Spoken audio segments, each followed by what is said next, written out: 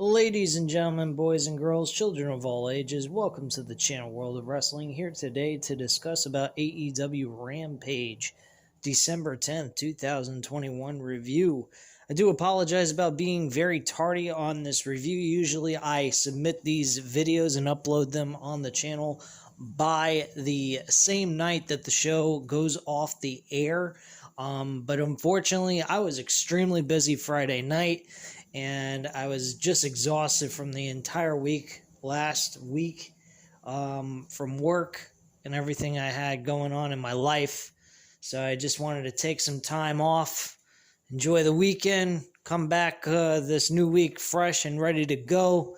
So I am here. I just finished watching Rampage just recently, seeing all the matches that took place this past Friday night.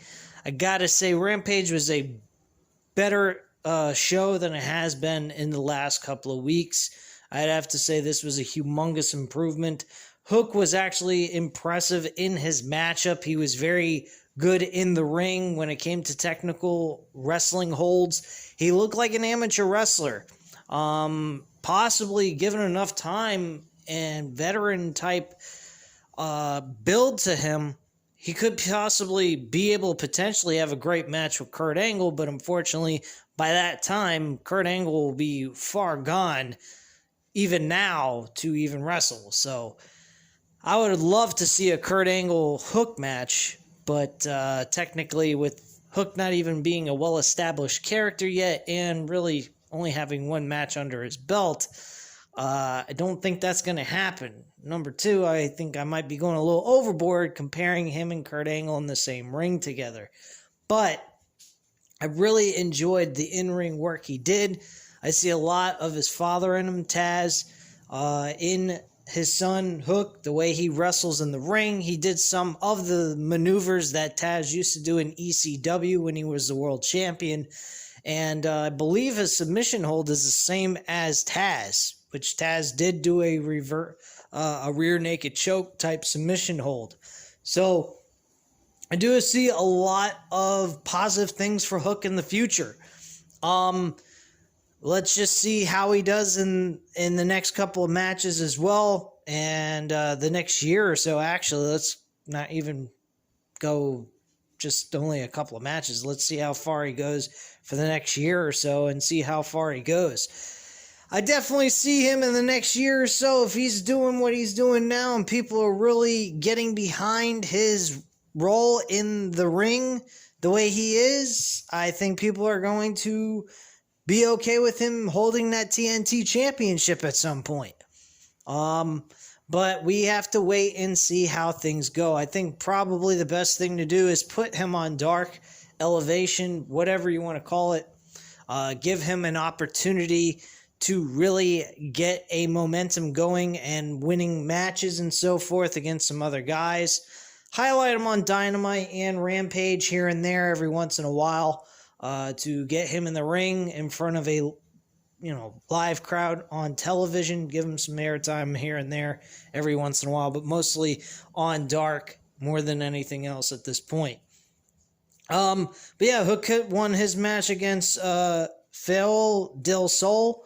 Del Sol didn't do bad in the match either. He was actually very good in the ring with him as well, so I was very happy with that. Adam Cole and Wheeler Yuta main evented the show, and despite the fact that the tag team titles was way better than this was not a bad match, and I actually enjoyed the main event where they put it. I didn't think it was a terrible idea. I just felt the tag team title match was actually a little bit better.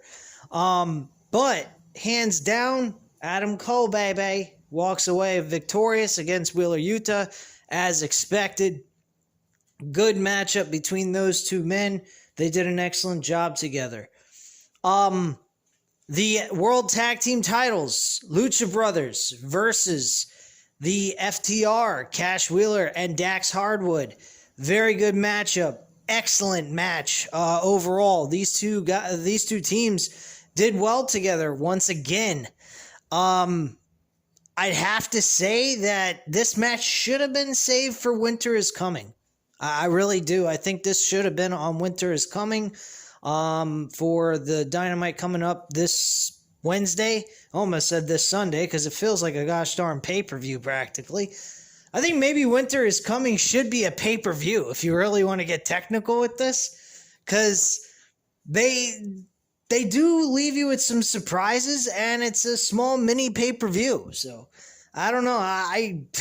Let me know what you guys think in the comments down below on that one. Probably will get shitted on for that because everyone will say, oh, they got enough pay-per-views as it is. They don't need to have back-to-back pay-per-views. But I think Winter is Coming is actually kind of a catchy pay-per-view name. But whatever.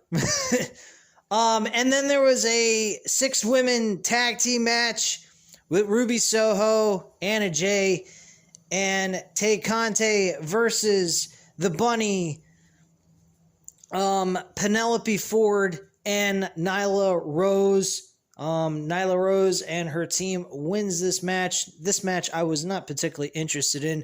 Didn't think anything of it very much. And thought that match was actually the weakest part of the show anyway. Yeah, so I didn't particularly care for this match whatsoever. So yeah, that was pretty much the show. There was a small segment backstage after FTR lost their match. FTR did make an appearance backstage while Sting and Darby Allin were trying to do an interview and with Tony Schiavone, and they were attacked by FTR. So they battled backstage, and that was pretty much where that went. I don't know what that means. Does that mean that Sting and Darby Allin are in the tag team division now all of a sudden? Are they going to go after the AAA tag team titles at this point because of the attack? Is that going to grant them an opportunity for the tag team titles? I don't know. Not that it really makes a difference. I don't think Darby Allin and Sting need to be a tag team or even win the tag team titles. I think that Darby Allin deserves to be a champion on his own, singles competitor with Sting as a manager, and that is it. I don't think he needs to do anything more than what he's doing right now. Him being a tag team champion with Darby Allin, I think, would be silly. I really don't like the idea. But that's just my opinion. Let me know what you guys think down below on the show, how AEW's been doing. If you want to discuss anything else about WWE-related stuff, you can. God help us. I don't know why you guys are so in tune about that. But, hey, you know, it is what it is. This is World of Wrestling. This is the channel where we talk about all things of pro wrestling. If you guys even want to talk about ROH's Final Battle pay-per-view show and tell me what you guys thought about that, let me know in the comments down below how you thought about that pay-per-view. I will be uploading a video sometime this week about that pay-per-view and go over it with you and tell you guys how I thought of the show. So, you know what to do. Hit the like button if you like this video. Hit the subscribe button if you're not already subscribed to the channel, of course. And leave a comment down below. I'll definitely get back to you on that. And I thank you guys very much for watching. Have a great night, guys. Bye.